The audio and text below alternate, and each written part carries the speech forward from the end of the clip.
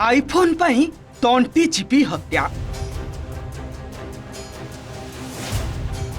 Delivery boy को कलबल करी मारिले युवक।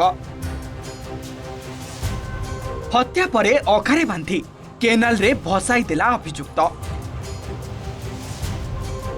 एपरि एक चांचल्यकर घटना सामना को आसी उत्तर प्रदेश राजधानी लखनऊ जहाँकि सबुठी चर्चार विषय पलटि।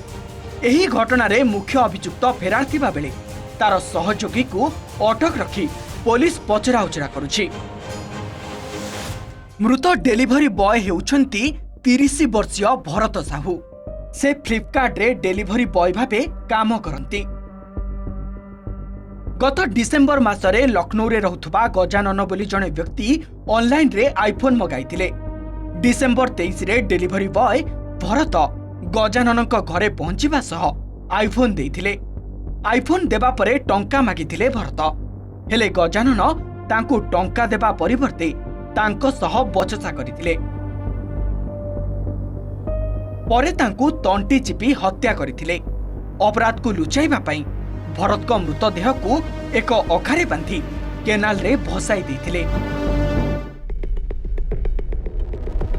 सेपटे भरत को परिवार घर को पुओ न फेरिबा कारणरू बहु खोजाखोजी करिथिले।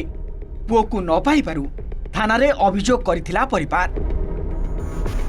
अभियोग पाई पुलिस तदंत करबा सह फोन को ट्रैक करी अभियुक्तर घर पाखरे पहुंचीथिला।